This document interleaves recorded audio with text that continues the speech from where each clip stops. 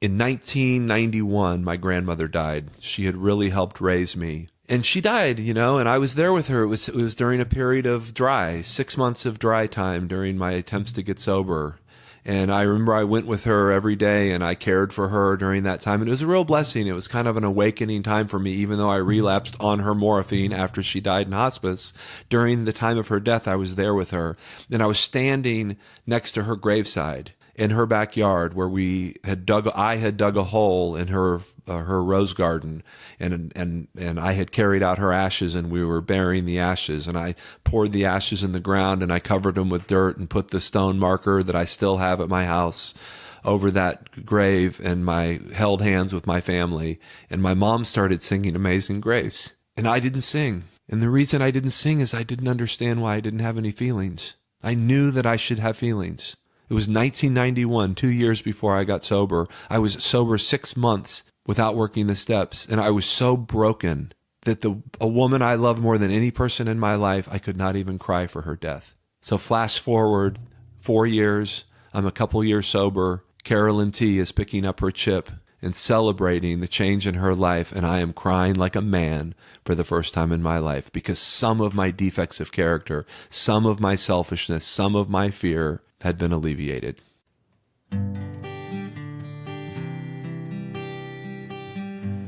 Well, hello, friends of Bill W. and other friends. You have landed on Sober Speak. My name is John M. I am an alcoholic, and we are glad you are all here, especially newcomers. Newcomers, that is, both to recovery as a whole and newcomers to this podcast. Sober Speak is a podcast about recovery centered around the 12 steps of Alcoholics Anonymous. My job here on Sober Speak is simple. My job is to provide a platform to the amazing stories of recovery all around us. Consider Sober Speak, if you will, your meeting between meetings. Please remember, we do not speak for AA or any 12-step community. We represent only ourselves. We are here to share our experience, strength, and hope with those who wish to come along for the ride. Take what you want and leave the rest at the curb for the trash man to pick up. Well, howdy, folks. That thar was the voice of Mr. David G. that you heard at the beginning of this episode today, and you're going to hear plenty more from him in just a moment. But first things first, this episode is brought to you by Christina and Jeff. Christina and Jeff went to our website, soberspeak.com, clicked on the donate tab, and made a contribution. Thank you so much, Christina and Jeff, for your generosity. This episode is for you. All right, so what's on my mind today? What is on my mind is this. It is thank you, thank you, thank you, thank you. Thank you for subscribing to the show. Thank you for writing the emails that you do. Thank you for following me on Instagram and commenting on the post. Thank you for joining in on the secret Facebook group. Thank you for writing the reviews on Apple Podcasts or iTunes and the other podcast players where you write your reviews. You folks make me feel like we are doing God's work and God's hand is in all of this.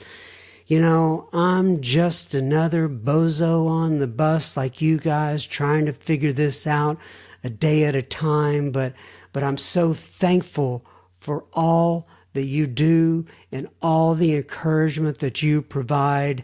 You are absolutely fantastic. And I want to say this, that as usual, I couldn't do this without not only you guys listening in and all the encouragement and all the feedback that I get and all the feedback that I see going on amongst you all, but I couldn't do this without my wife, my beautiful bride, who was the one who really helped jumpstart this in the beginning when I had some ideas rolling around my head.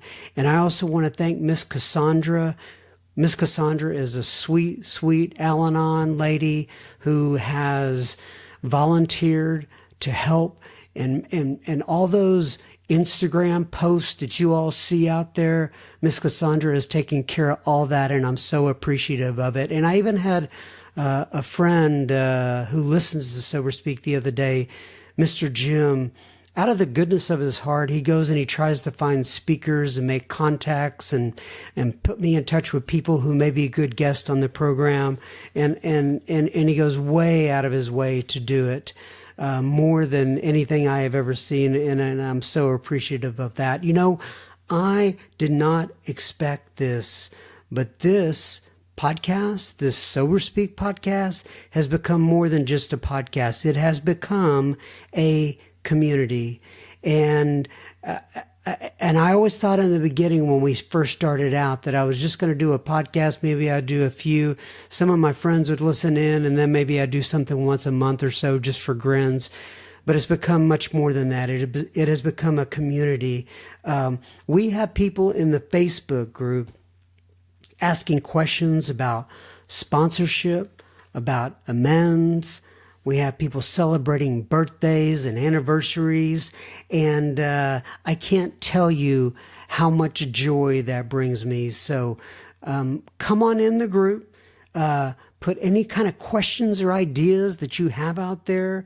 I know there are others who can share their experience, strength, and hope with just about any topic you have. Now, I say just about because I know there are some people like me who are always going to test the waters. And so I've been thinking about this. I've been thinking about how can I get you guys more involved in these episodes, in these podcasts. And so if you could, for me, go out to our secret Facebook group, for those of you who are in there, and post whatever sort of questions that you would like me to give to any sort of the future guests that are coming on the episode. Just some sort of generic type questions that I could pose to any of the guests who come in here. They have incredible experience, strength, and hope, and I would like them to have some of your questions. I have my own questions, but I know you have some great questions out there. So once again, if you want to get in that secret Facebook group, just email me your email associated with your Facebook account to John, John, at soberspeak.com. If you want to follow us on Instagram, I am at SoberSpeak, all one word. Now, on to Mr. David G. Enjoy this. And remember, we're going to have plenty of listener feedback from you guys at the end of this episode. Enjoy, David. Okay, everybody. So today we are sitting here again with Mr. David G. Last time we had David in, by the way, David's got several other episodes on Sober Speak. Just go back and look through the list. He probably has 4 or 5 different episodes on here. But the most recent episode we did with David was Step 4 of Alcoholics Anonymous. That was the actual title of the episode. And when David came in to do Step 4, we thought that day we were going to get through Steps 4, 5, and 6. But we actually, because Step 4 is so rich in content, rich in discussion topics, we just got through Step 4. In fact, we didn't even get all the way through Step 4. So what we're going to do now is pick up with David, and he's going to talk a little bit about where we left off with Step 4, and then we're going to go into Step 5 and kind of see where we get from there. So say hello again, Mr. David. Hi, everybody. All right, so Step 4, we got through basically the all of it except for the sane and ideal where sex is concerned, right? Yep. So why don't you go ahead and kind of pick it up from there, and we'll see where we go. Yeah, it's not that much of a surprise that we would talk about Step 4 for so long. I don't know why we didn't anticipate that, but there's just so much about having to learn how to take inventory of my behavior. You know, I was like an expert for years, and still am, frankly. I wish I was better at taking other people's inventory and seeing where they have made mistakes and where they're wrong. And so this 4th step, the first time I did it, it was a completely new experience in looking at the world from the perspective of how I justified the way I treated people by judging them and thinking they kind of deserved my bad behavior. So anyway, we got up into the sex inventory and we talked about it and how it really isn't a sexapade inventory. Nowhere in the fourth step in the big book does it tell us to list out our seediest behaviors. It asks us to list out our relationships, and it kind of asks us to put those relationships and test them in terms of, how we were manipulative, how we controlled. It uses phrases like, did we arouse suspicion or jealousy? And then at the end of that paragraph, it makes this statement, and it says, and through this, we develop a sane and sound sex ideal for our future conduct. In other words, now I've looked at these relationships I've had with people. I've looked at how I've treated them. What has been the outcome of the relationships? In most of them, the outcome has not been good. It's kind of like everybody you date or have a sexual relationship with, eventually you're going to break up or get married, and you only hopefully marry one or maybe two or three people in your life. So if you're anything like me, you have a lot more partners for romance than that. And what is the wind up? Do these people walk away from you feeling like they are better for have knowing you, better for have knowing you, or do they walk away from this relationship feeling like they've been tricked or duped or mistreated? And the truth about me is that probably it was a mix. I have friends that I was in romantic relationships with many years ago, and we're friends, and it's very friendly and cordial, and occasionally I'll hear from them, particularly with Facebook the way it is. And there's no hard feelings. In some of them, I know that those people will never forgive the way I treated them. And so now I'm looking at myself. This is this inventory thing. I'm not looking at them and how they didn't give me what I wanted or didn't act the way I thought they should or the way they hurt me. I'm looking at my behavior towards other people. And when I do that, I have to look at how this has affected me. What has been the outcome internally of the way I've treated other people in these romantic or sexual relationships? Do I feel better about myself as a person? When I look at that person and the relationship I had with them, how it went on and how it ended and how the ending grew inside of me. Did it grow like a cancer? Or is it something I looked back on with kind of like, yeah, that was a wonderful time in my life? And sadly, most of those situations were things that I regretted, that I had shame about, that I felt guilty, So let's talk about that just a little bit, because shame is something, it's kind of a little bit of a buzzword nowadays, but most people can relate to it, right? I know I've had shame myself. And how does shame manifest itself in our sex relations? Mm-hmm.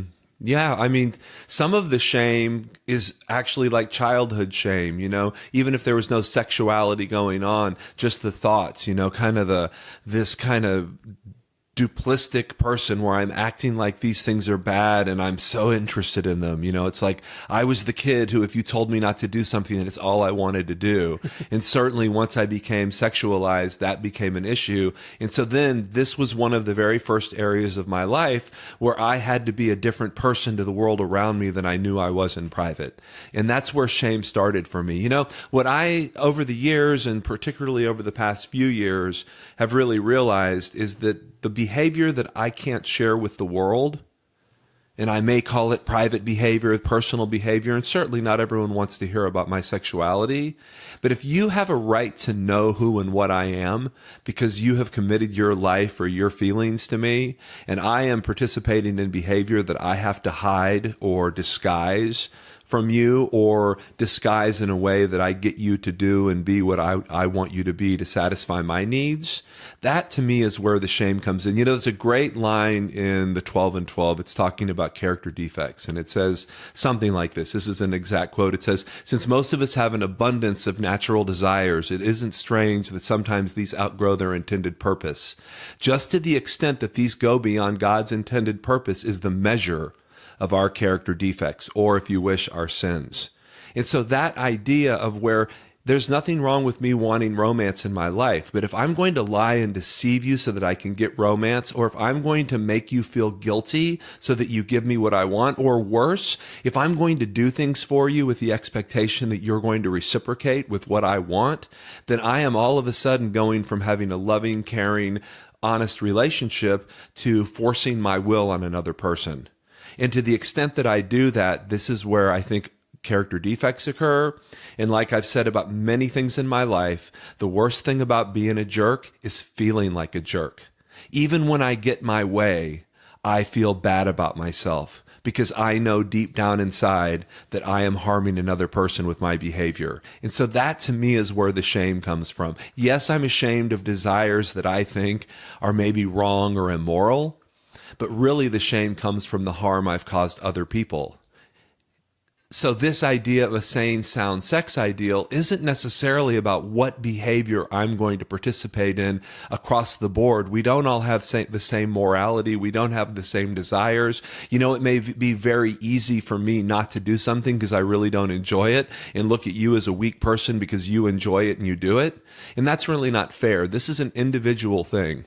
What behavior am I comfortable living in that I don't develop shame in my life? What behavior can I look in the eyes of the people who love me and honestly tell them this is who and what I am and not feel like I'm lying to them, not tricking them, not making them believe I'm something that I'm not? Because just like I've talked about in these previous things that you and I have done together, one of the things that I did, and I hear people in AA do all the time, is I created the facade that I thought you wanted me to be so I could get what I wanted from you.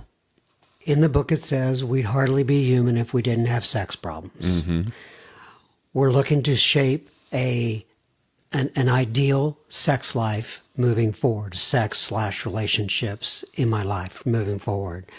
Is there anything else that you want to put in there to kind of wrap up step 4 before we move on to step 5? Well, I think it's a wrap up by moving into step 5, because here's the problem with everything we've talked about to this point. I'm looking at this myself.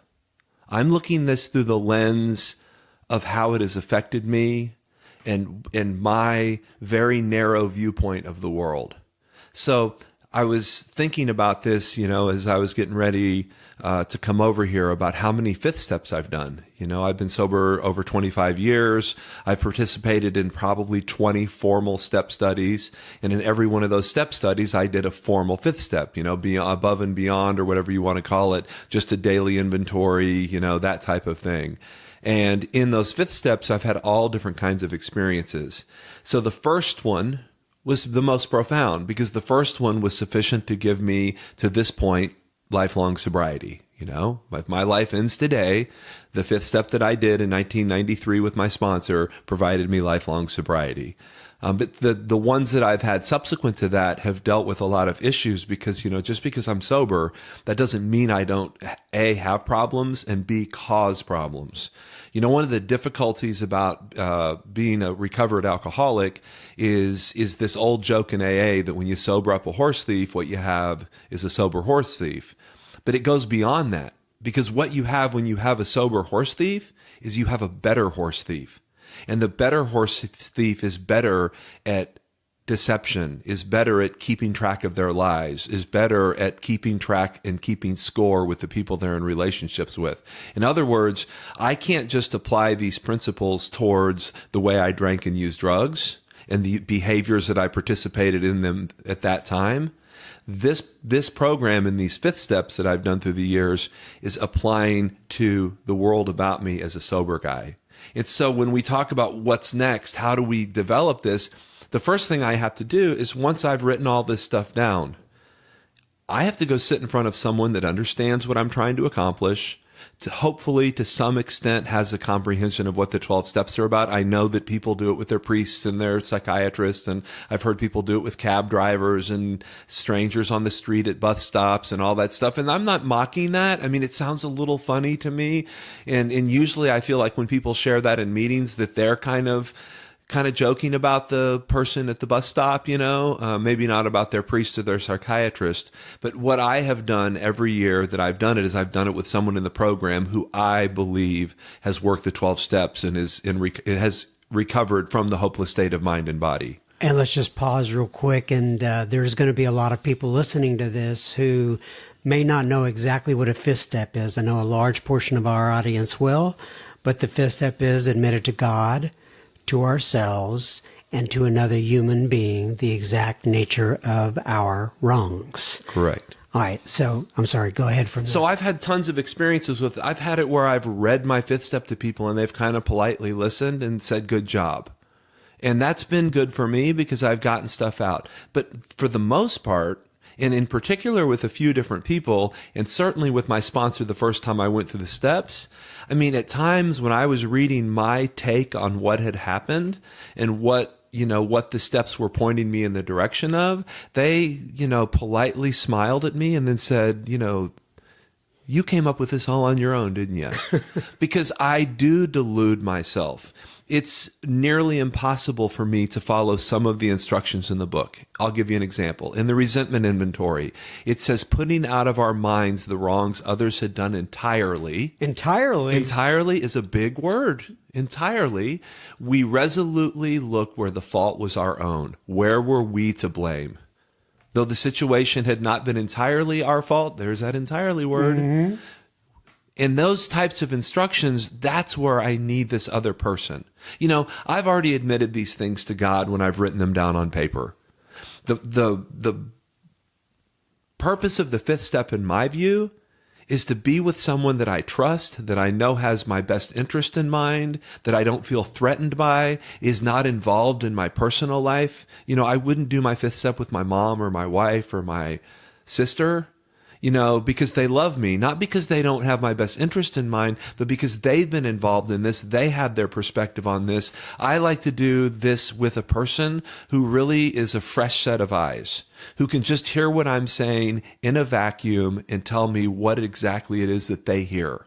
And I'll tell you, when I am doing a fifth step with a newcomer, and this happened with me, with my sponsor Clovis, and I'll just talk about it from my perspective with him. He started pointing out to me during my fifth step kind of extreme selfishness on my part, particularly when I was doing really hard ones, like with my dad. My dad and I, we had a beautiful relationship the last 10, 15 years of his life. I mean, it was wonderful. It was the relationship I'd always wanted to have with my dad. He died in 2012, so I was 19 years sober when he passed away. And, the last 10, 15 years of his life, we were close. But at the point that I did my fifth step with Clovis in 1993, around Christmas, I couldn't stand my dad. I still had several years where I had enormous resentment toward my dad. No matter how many fifth steps I did, he was a repeat offender for the first 8 or 9 years of my sobriety.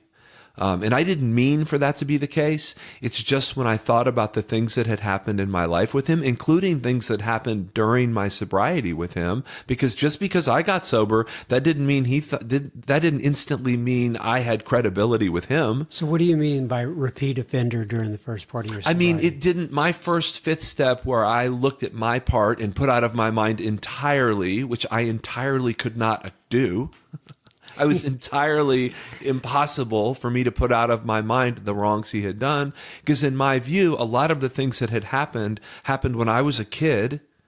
And I viewed myself as blameless when I was a kid.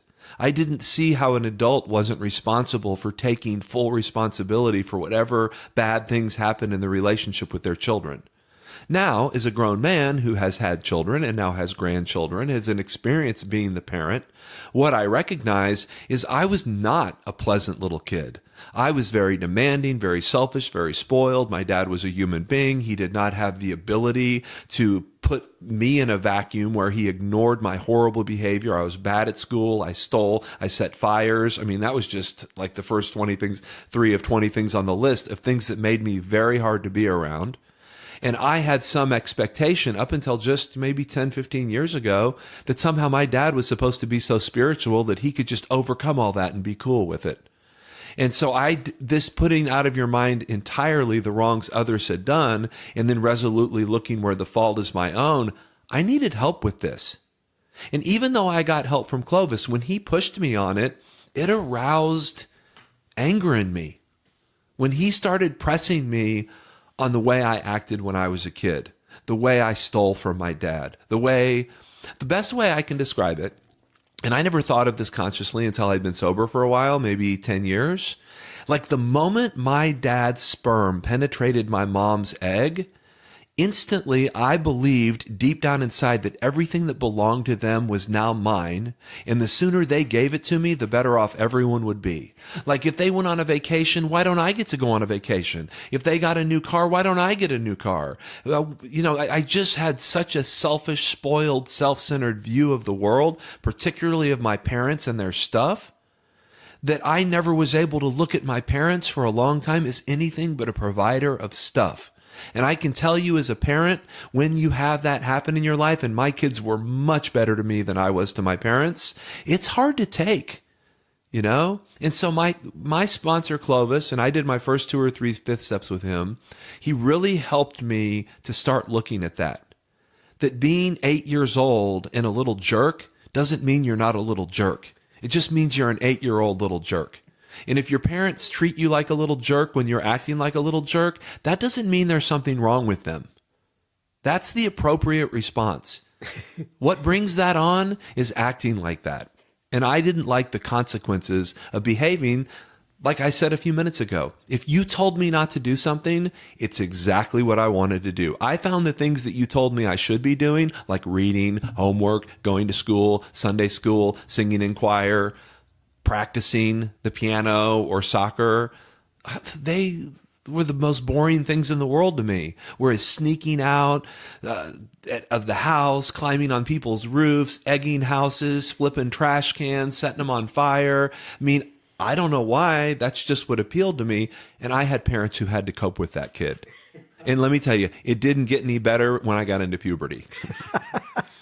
I understand. Yeah. So anyway, these fifth steps. So here we are talking about this stuff at a very kind of like remedial human being spirituality level, because I'm just into AA. I have this huge 26-year list of acting like a jerk, basically for when I could start walking. I mean it. I learned how to write my name when I was about 3 years old. Everyone, oh my gosh, David can write. Oh my gosh. So David got excited and went and got a chair and went into his grandparents' bedroom and took a knitting needle and scratched his name into the surface of my grandparents' antique dresser. Oh, no. That's the kind of stuff I did at 3 years old.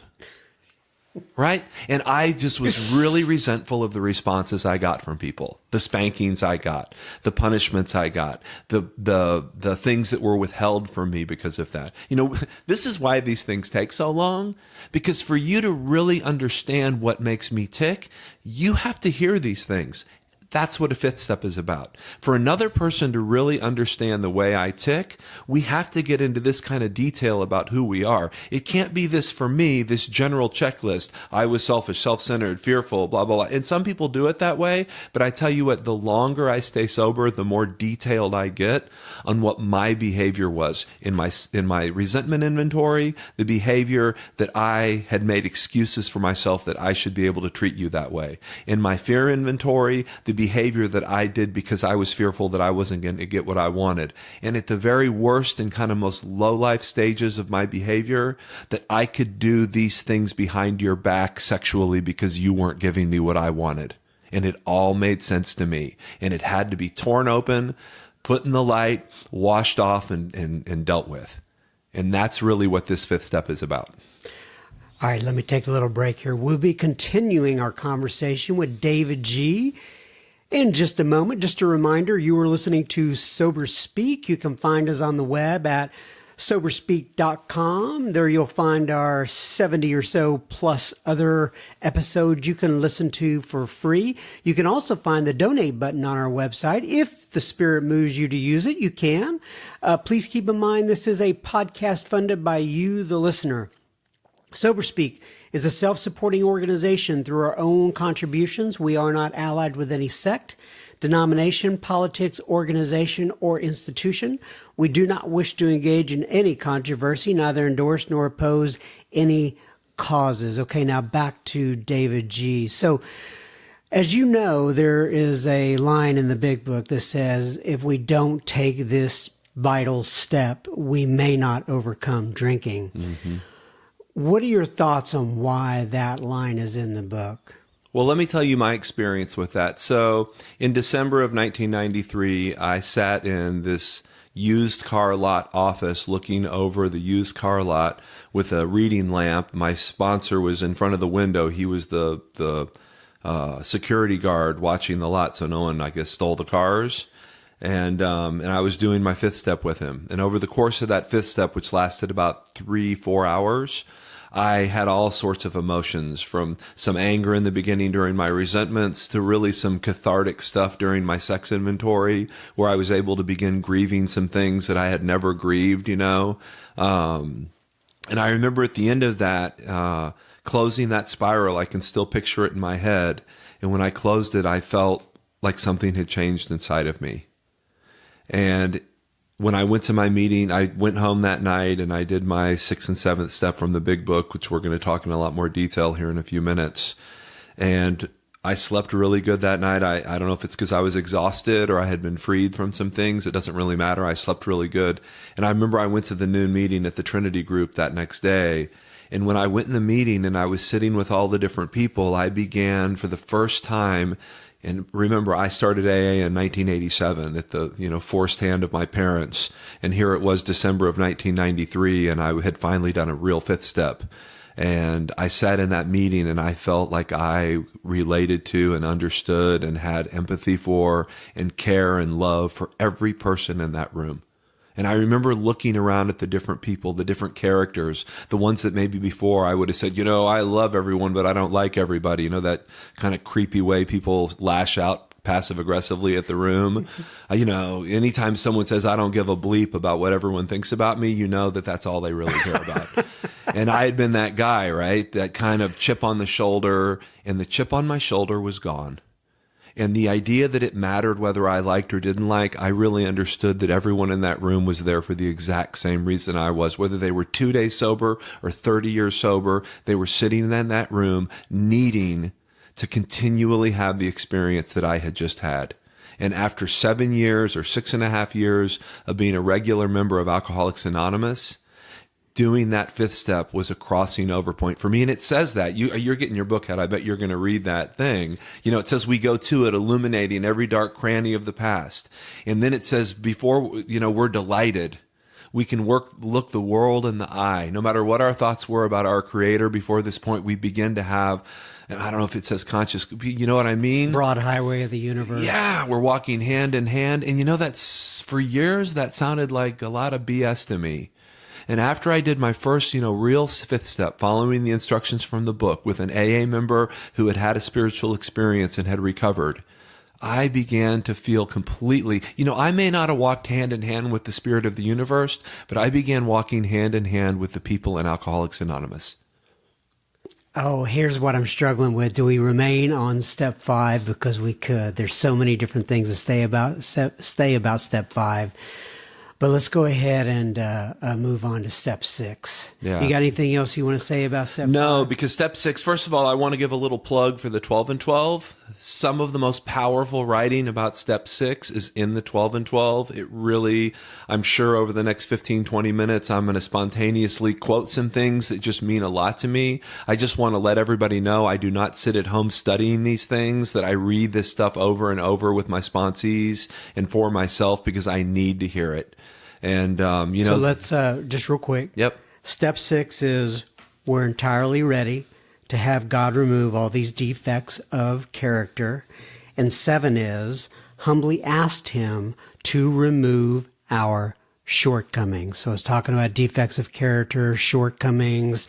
As everyone says, Bill just picked basically a different word to describe the same thing. Yep. So I just wanted to kind of level set there for maybe the folks who don't know what 6 and 7 is all about. Right. So my sponsor, my original sponsor, he used to say all the time that he wasn't a bad person trying to get good. He was a sick person trying to get well. I'm not sure I always agreed with Clovis on that. And the only reason I say that isn't to be contrary or think I know something he didn't, that the things that made me a bad person came out of my sickness. And so when I say that I'm a sick person trying to get well, how I know that I'm sick, it's like that. There's a Bible verse, you shall know them by their fruits. You knew me by my fruits. You knew me by the way I affected the people in the world around me, by the quality of my relationships. And so you take the alcohol and drugs out of out of the equation. And yes, I do become much more tolerable. I mean, you're going to like me better when I'm not stealing your stuff and trading it for crack. That's right. That's a given, right? You're going to like me better when it's a better chance I'm going to show up. And when I show up, I'm not high or drunk. You're going to like me better when I don't ruin your wedding by stealing cameras from your other guests so that I can run to a dealer in a town I've never been to and use all night. Okay, so those things that happen as a result of drinking and drugging, when you remove those from my life, I immediately become a more tolerable and interesting person. Right. So what's the problem? Why isn't it that you just don't put the plug in the jug and everything's fine? You know, it reminds me of that line in the 12 and 12, and I don't know what chapter it's in, and it says, alcoholics don't mind calling themselves problem drinkers, but they really struggle to call themselves mentally ill. And, you know, mental illness is, first of all, alcoholism is considered a mental illness by the doctors of our country, but that's not really even the point. The word mental illness is not necessarily about me having some medicatable thing. It's what is it that makes me need a drink so bad? Why is it that the way I view life and the way I carry on my relationships becomes something that causes a pain in me that needs to be anesthetized, that causes a discomfort in me that a few drinks takes the edge off of? Why do I need the edge taken off of my life? And I think it goes to my defects of character. Now, underlying these defects of character are already things that we've talked about. Fear underlies my defects of character. It talks about how fear creates, it's shot through the fabric of our lives. It sets in motion sequences of events that cause us misfortune. And how it sets those things off, for me, is in my character defects. You could talk about specific behaviors. You could say that the behavior somehow is the defect of character. The behavior is the symptom of the defect of character. I don't steal from you because I have a defect of character that makes me steal. I steal from you because I'm dishonest enough to steal from you. The reason I steal from you is the underlying defect of character, which is even underlined by fear that I'm not going to get what I want unless I take it from someone else. My willingness to steal it from you is a moral issue. Right? Everybody kind of would like something for nothing. The problem with me is you get me drunk enough, or even sometimes sober, I'm willing to take what I want because I want it, and you have it, and it doesn't really matter to me that you're not going to have it anymore. Now, the way you react to me and the way you retaliate, again, we talk about that all the time. Selfishness and self-centeredness, that we think is the root of all our troubles, driven by 100 forms of fear through our character defects. We step on the toes of our fellows and they retaliate. Seemingly without provocation. Seemingly. Because the only reason it's seemingly, because I'm not honest enough with myself to see what I do to people. So these defects of character that we've been talking about in this inventory, in this fifth step, the defects of character is something that me knowing what they are is not going to remove them. Just because I know that I have defects of character, that does not solve the defect of character problem. But what I have found is the defects of character that I'm not aware of, I don't have a chance. And I've had those in sobriety, and I sure had them when I was drinking. In fact, when I was drinking, I was pretty much this blind, walking around being pushed by my id, my natural desires, get what I want. How am I going to get what I want? Life's a party. You die young, But now that I'm sober, here's some symptoms. A lot of people get sober for their girl. They got to have their girl back. I mean, I have guys that sit with me all the time, and I was one of those guys. My wife left me. I was married 2 weeks to my pregnant wife who left me because of my last relapse. So my sobriety date is 2.5 weeks after my wedding date. And she was gone for a while. And so here's the character defect. I was desperate for her and had many times in the past with other girlfriends and other people in my life been desperate to have her back. Her in the general sense of the woman who had left me because of what I was as a drug addict.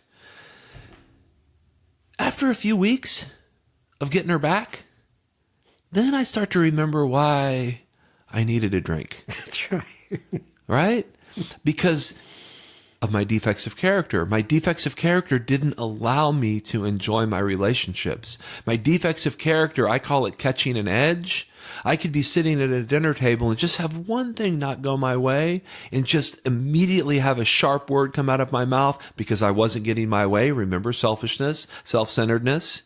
And all of a sudden, everything about our relationship changes, and I don't know how to get the mood back. I don't know how to turn things back around.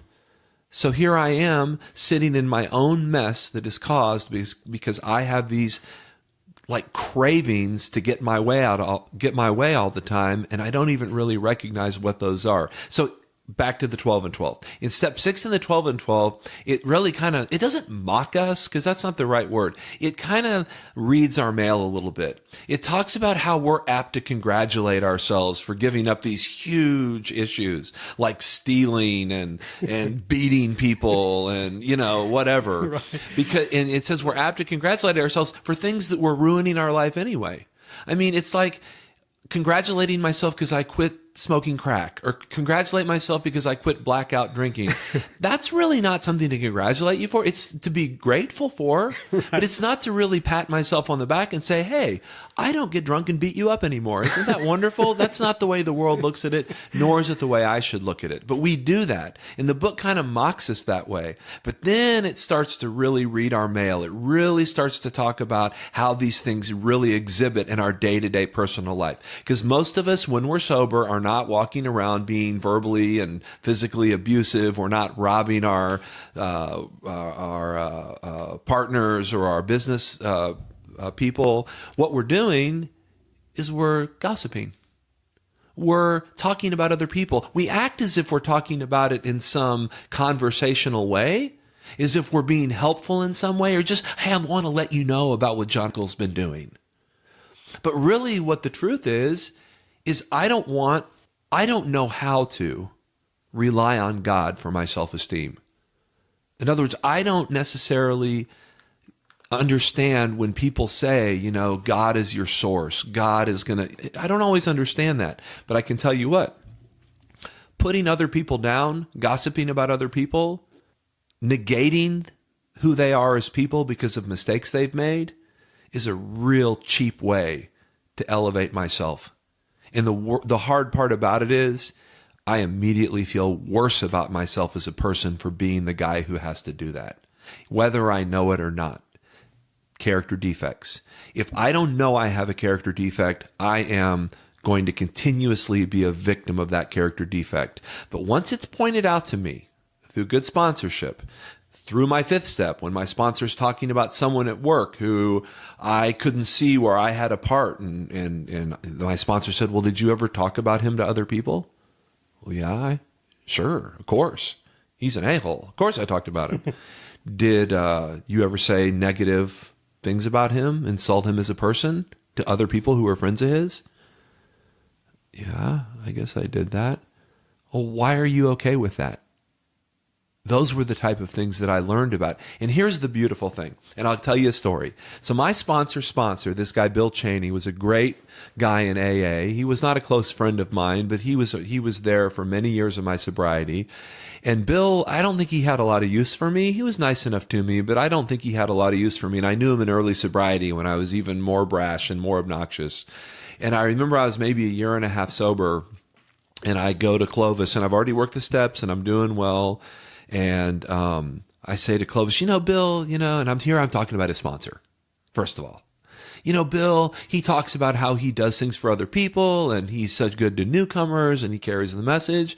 And yet I walk up to talk to him, and it's not 5 seconds after I say hello that he turns his back and walks away from me. Or if I sit down at a table that he's sitting at and try and strike up a conversation, it's not 2 minutes later that I notice that he's gone to get coffee and is sitting at another table. And so I'm expecting, I don't know what I'm expecting, truthfully, but jokingly, I'm expecting that Clovis is going to say, well, Bill can be that way. Don't take it personal. He can that's the kind of guy he is. He's a little aloof. No, that was not the answer. Clovis said, well, David, sometimes you're really not that enjoyable to be around. And so I look at him like, he goes, well, like someone tells a story about a vacation they're on. And like you wait for the very first moment to interrupt them and tell them about your vacation. Or someone's talking about where they went to school and you just obviously aren't listening to them. And then the moment you get a chance, you talk about where you went to school or what championships you won or blah, blah, blah, blah, blah. And I heard it and it really hurt my feelings because I knew that Clovis was telling me this from his own experience.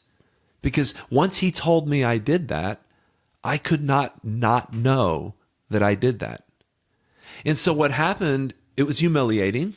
I felt humiliated because Clovis was like a god to me. I hate to say that, but he was, like Renee at our group says, he was my God with skin on, you know. Maybe Clovis didn't get me sober. Maybe God got me sober before Clovis came along. God wasn't getting me sober. So for Clovis to say this to me really hurt. But what I started to notice, and obviously I'm still working the steps. I'm doing my 5 Alive every day. I'm going, I'm doing all the things I'm supposed to do. I'm sponsoring people. What I started to notice is when I began to perpetrate that exact behavior, I recognized it. And so a change happened in me.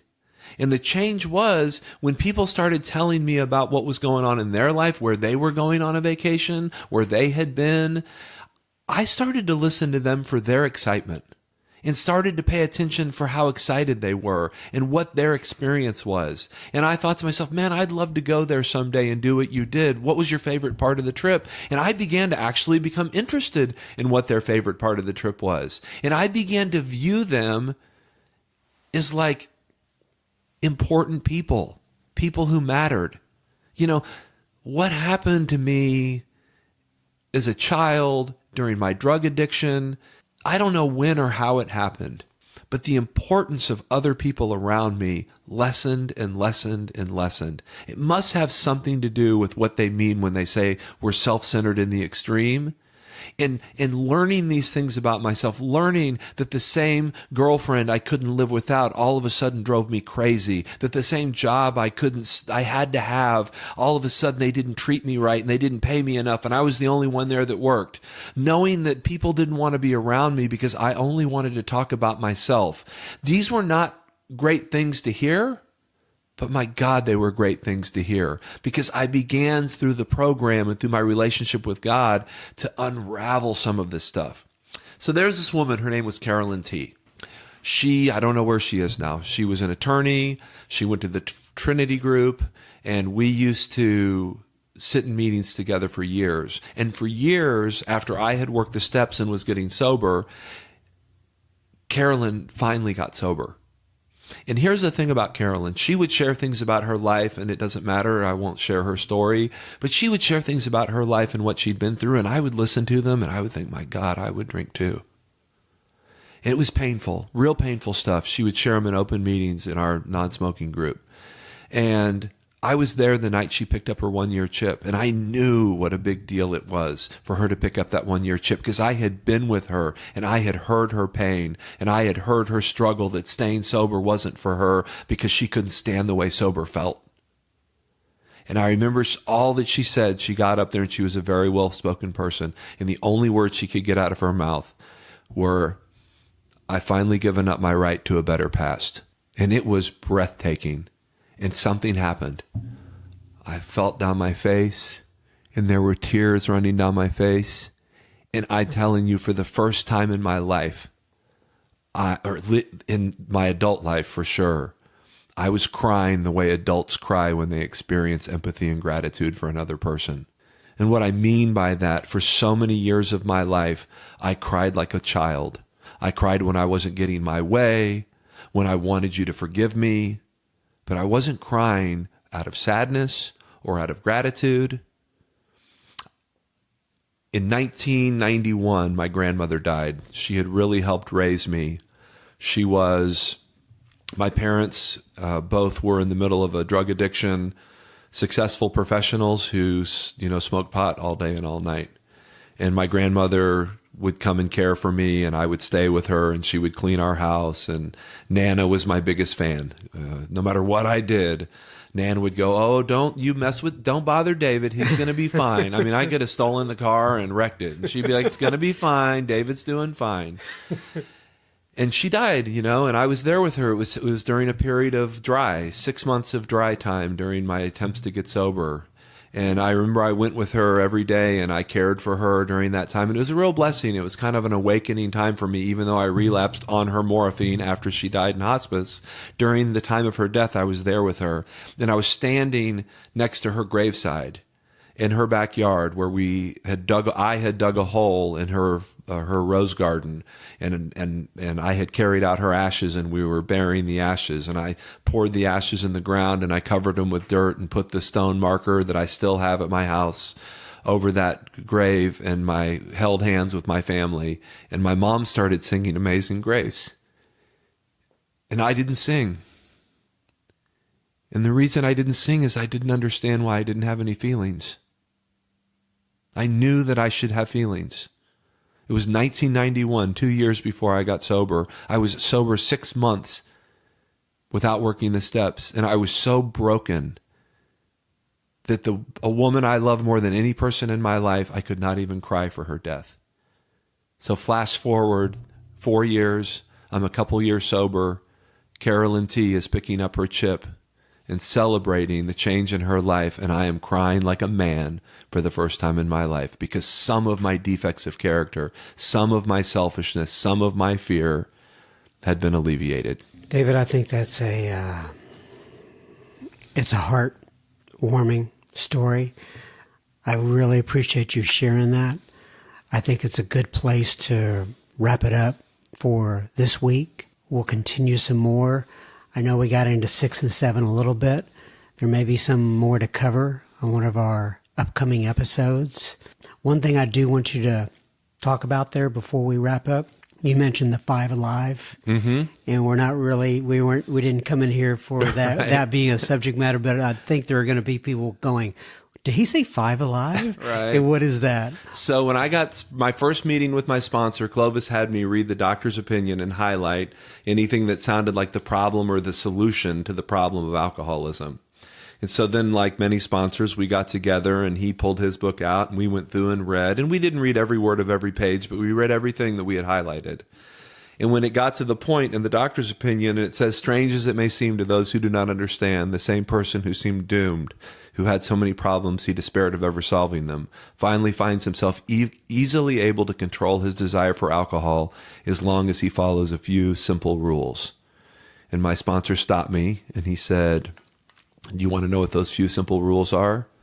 And I said, sure. And he had me open my spiral and write on the inside cover, I want you to write a few simple rules. And I wrote a few simple rules. And he said, 1, when I wake up in the morning, I get on my knees and I ask God to keep me sober. 2, I read AA literature. Right now, that's your assignments, but we'll work on that once we get through the steps. 3, I go to a meeting. Every day? Yes, every day. Are there some days you can't? Yeah, there's some days you can't, but every day that you can, you go to a meeting. 4, talk to another alcoholic. That can be before or after the meeting. That can be me if you want to give me a call, but every day I want you to talk to another alcoholic. I prefer that you talk to the newcomer at the meeting who needs help like you needed help when you walked in. And number 5, before you close your eyes and go to bed, thank God that you stayed sober today. That's 5 Alive, folks. That's 5 Alive. I know it's a kind of a big deal down here in Texas. I don't know if it is in other areas or not, but thank you for sharing that, David. God bless you. That was steps 4, 5, and 6. We'll continue with David on some episode in the future with, I said that was 4, 5, and 6. That was 5, 6, and 7. There you go. We'll continue, probably wrap up a little bit more about 6 and 7 on a future episode, but we'll definitely get into 8 and 9. We got to talk about humility, right? That's right. That's right. All right. God bless. Thanks again, David. Thanks. So what'd you think about Mr. David? If you have any comments for me or for David, you can reach out to me at John, John, at soberspeak.com. I will make sure that David receives any comments about himself, or if you want to reach out about any of the other speakers, feel more than free to write in. I sure would appreciate it. Okay, now it is time for some listener feedback, and this comes from the absolute best listeners in the entire world, and that would be you guys, or y'all, as we say down here in Texas. All right. April shares. She is writing in on our secret Facebook group. And she says, just listen to Ryan L. and just ... Wow.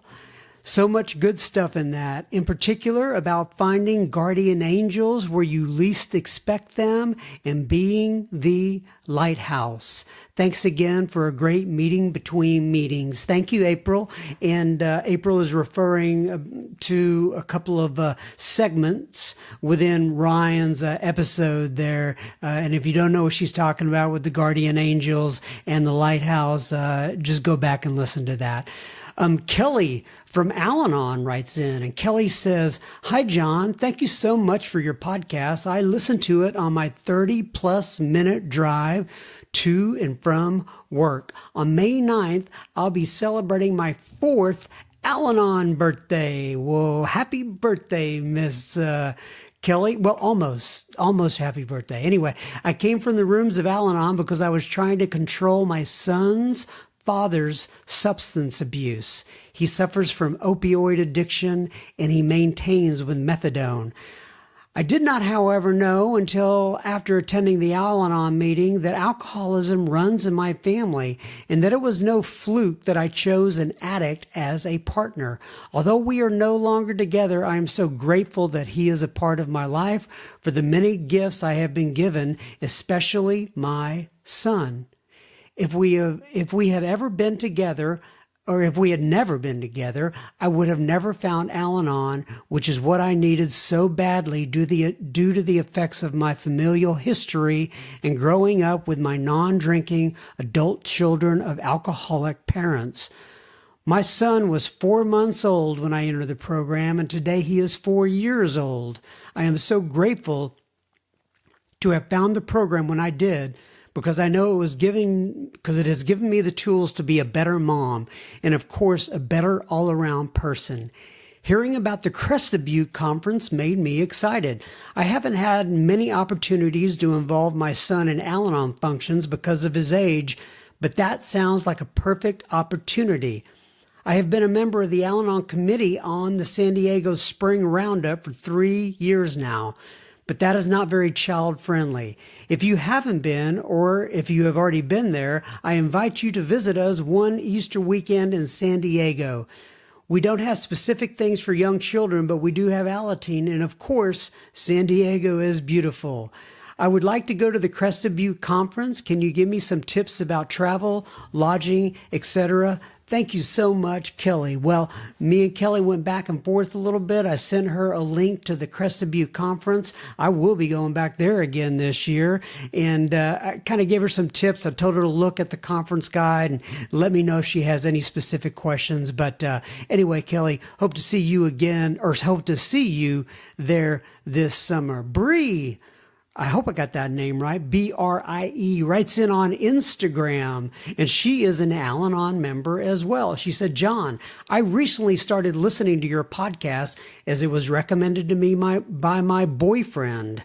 Actually, I don't think she is an Al-Anon member. Anyway, I think it's going to come to light here throughout this letter. He is a recovering alcoholic with 1 year sober in February. I have found your episodes so enlightening and helpful in my journey to better understand Matt. This is my first relationship with a PIR, and to say the least, it has been an eye-opener. I bet. By the way, it took me a second, but I believe PIR means person in recovery. But I could be wrong, but I'm pretty sure I'm right. Anyway, to say I wasn't prepared at all would be an understatement. I live in a small town in Vermont, just 35 miles south of Bill W.'s birthplace in East Dorset, a quintessential New England town. I love that word, quintessential. But anyway, at the suggestion of my boyfriend and other books and podcasts, I am currently looking into Al-Anon meetings in my area. So I was right. She's not an Al-Anon member yet, but it looks like she may be heading that way. Your podcast, however, in particular, has stuck with me in hearing and better understanding the behaviors of an alcoholic. Well, good luck with that. I'm still trying to understand it myself, Miss Bree. Anyway, both Matt and I have a long history of rocky relationships, and we are trying to work on taking things slowly, in all capital letters, and one day at a time. Things have been trying for me as well as him. You know that initial infatuation with a person when you have that spark and want to be with them all the time and dive headfirst into a pool of what will be in 6 months a disaster? Well, you mix that with everyday ups and downs and dozens of alcoholics and trying to keep everything in check. And I at times wonder which one of us has the problem.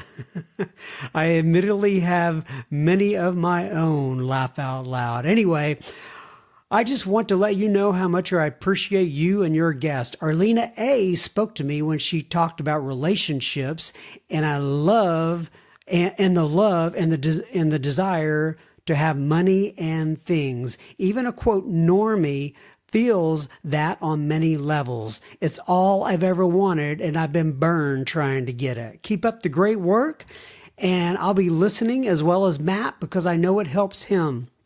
He sends me the episodes on Spotify when he hears ones that he relates to. So thank you for your good work, and may God continue to bless your podcast, Bree. Well, good luck both to you and Matt there, Miss Bree. I sure do thank you writing in on Instagram. Keep me posted. Hopefully we'll hear from Mr. Matt someday. Huh? All right, Jeff writes in, and Jeff says, "Hi, John. I was traveling recently and looking for a new podcast. I enjoy listening to the speakers while driving and running to take my mind off the road. That's how I found you while doing a podcast search. My sobriety date is November 15th of 2006.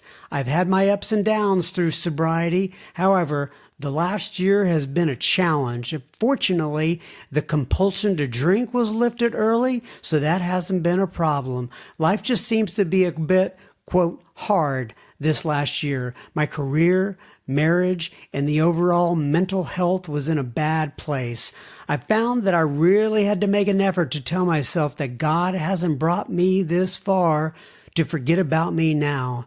I know that God has this. I just have to remember to give it to Him. Thank you for all the work you do. I don't know the size of your audience. However, if you touch one person, you have succeeded. If ever in Charlotte, North Carolina, reach out to me and I'll take you to a meeting. AA is strong here and we are blessed. Jeff R. And he leaves a cell phone number. I guess I probably should not read that cell phone number here on the air. What do you think? Jeff R., thank you so much for the invite. And if I am in North Carolina, I will look you up and we can go to a meeting together. Deborah writes in, and Deborah says, "Love your podcast." 3 exclamation points. Ryan L. spoke an amazing message. I was also addicted to opioids. Could relate with his story so much. When he talked about the pain pills, taking your pain away, that hit home. The pills took away pain from everything. Last year when I got sober, the pool water hurt my skin.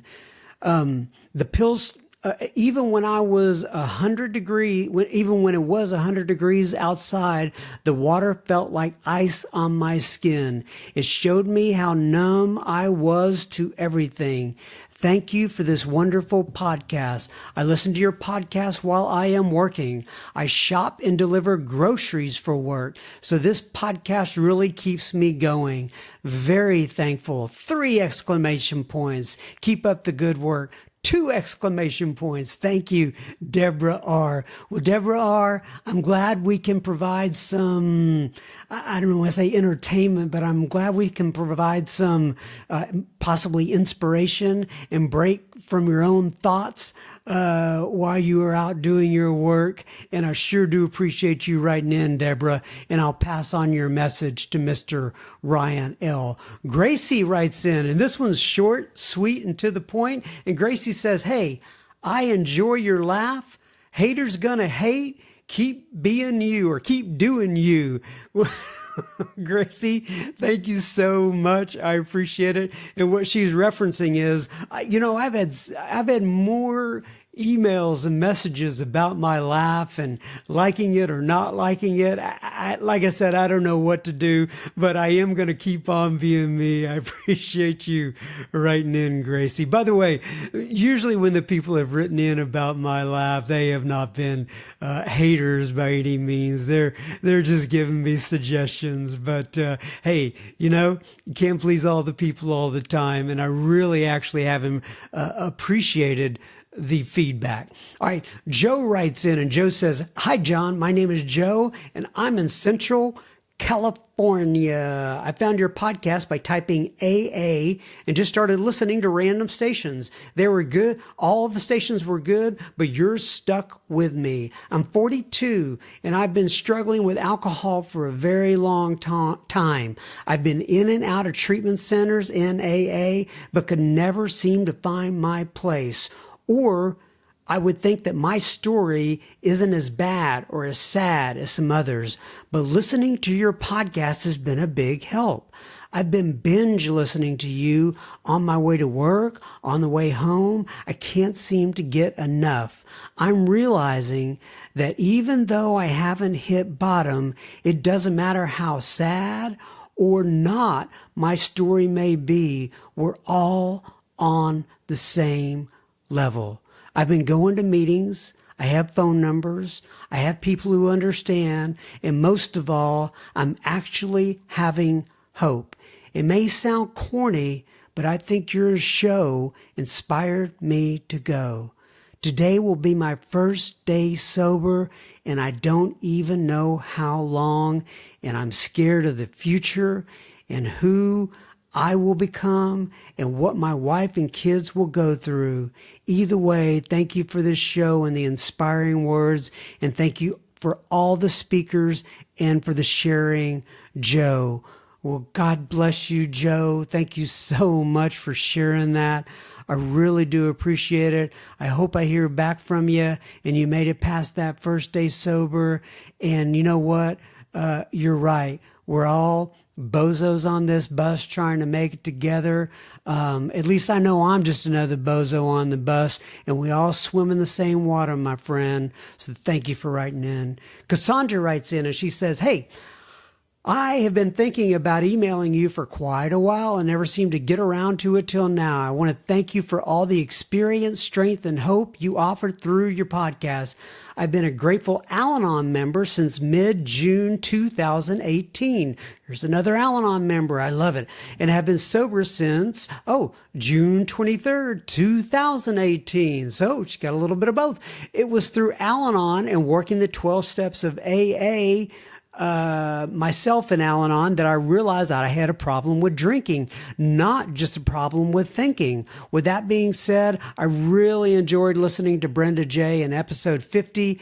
It has been an incredible journey the past 9 months, and I thank you and your guests for being a big part of that.